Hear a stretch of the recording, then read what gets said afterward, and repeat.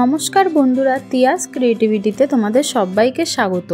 আজকে পটলের একটা ইউনিক রেসিপি নিয়ে চলে এসেছি। পটলের দরমা বা চিংড়ি মাছ দিয়ে পটলের দরমা তো অনেকেই খেয়েছো। আজকে আমি নিয়ে এসেছি এগ পটল দরমার রেসিপি নিয়ে। তো চলো রেসিপিটা শুরু করা যাক। এগ পটল দরমা বানানোর জন্য যে মেন ইনগ্রিডিয়েন্টটা মানে ডিমটা, সেটা আমি রেডি করে নেব প্রথমেই।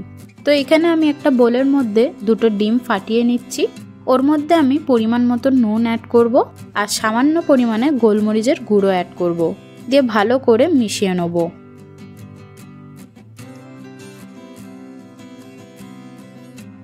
তো এখানে আমাদের ডিমটা রেডি হয়ে গেছে। ওইদিকে আমি পটলটা কেটে রেডি রেখেছিলাম।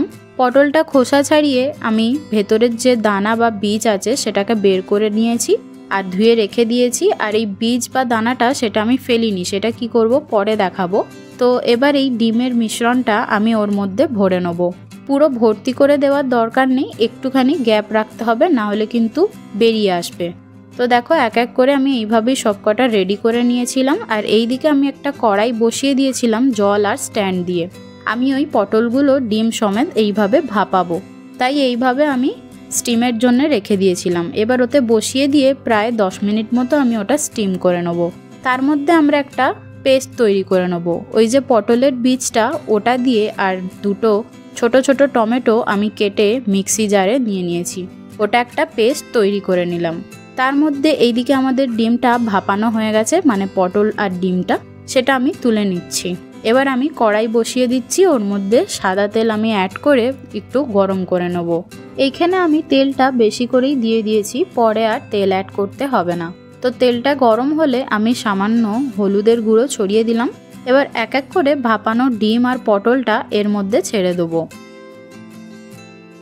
ডিম আর পটলটা একটু লাল লাল করে ভেজে নিতে হবে, যেমন করে আমরা পটল ভাজা ভাজি। তো আমি এইভাবে দিয়ে দিলাম এক এক করে, এপিট ওপিট করে একটু লাল লাল করে ভেজে তুলে নেব। তো দেখো বেশ সুন্দর রং হয়ে গেছে, মানে পটল ভাজার মতো কালার চলে এসছে। এবার আমি পটলগুলোকে তুলে রাখছি। যে তেলটা বাঁচবে সেটার মধ্যেই আমি হাফ টিস্পুন জিরে দিয়ে দিলাম। জিরেটা একটু ভালো করে ভাজা হয়ে গেলে ওর মধ্যে আমি অ্যাড করব পেঁয়াজ বাটা। আমি এখানে দুটো মিডিয়াম সাইজের পেঁয়াজ বেটে রেখেছিলাম, সেটা অ্যাড করে দিয়েছি। সামান্য কালার চেঞ্জ হওয়া পর্যন্ত একটু কষিয়ে নিয়ে ওর মধ্যে আমি অ্যাড করে দিচ্ছি 1 টেবিল চামচ আদা রসুনের পেস্ট। এবার এই আদা রসুনের পেস্ট আর পেঁয়াজ বাটাটা একসাথে কষিয়ে নেব যতক্ষণ না কাঁচা গন্ধটা চলে যাচ্ছে না। কষানো হয়ে গেছে, এবার এর মধ্যে দিয়ে দিচ্ছি সেই টমেটো আর পটলের বীজ বাটাটা। তারপরে মশলা অ্যাড করে দিচ্ছি 1 টিস্পুন লঙ্কার গুঁড়ো, হাফ টিস্পুন হলুদ গুঁড়ো, হাফ টিস্পুন ধনের গুঁড়ো আর হাফ টিস্পুন জিরের গুঁড়ো। এবার ভালো করে মশলাটাকে একটু কষিয়ে নেব তেল ছাড়া পর্যন্ত।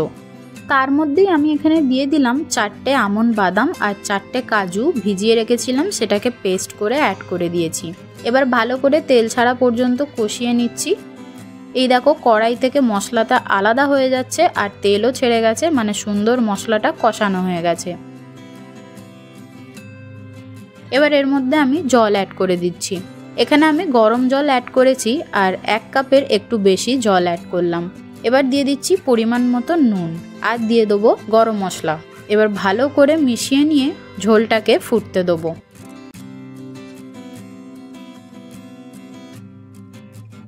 ঝোলটা এবার ফুটে উঠেছে। এবার আমি এক এক করে ভেজে রাখা পটলগুলো এখানে অ্যাড করে দিচ্ছি। এবার ভালো করে মিশিয়ে নেব, নিয়ে ঢাকা না দিয়েই আমি 7 থেকে 8 মিনিট এটাকে লো ফ্লেমে ফুটিয়ে নেব। মাঝে মাঝে খালি খুন্তির সাহায্যে নেড়ে দেবো। তারপরেই আমাদের এগ পটল দরমা একদম রেডি হয়ে যাবে। তো যারা যারা আমার চ্যানেলটি এখনও সাবস্ক্রাইব করোনি অবশ্যই সাবস্ক্রাইব করে দিও, আর ফেসবুক পেজ থেকে দেখলে অবশ্যই ফলো করে দিও।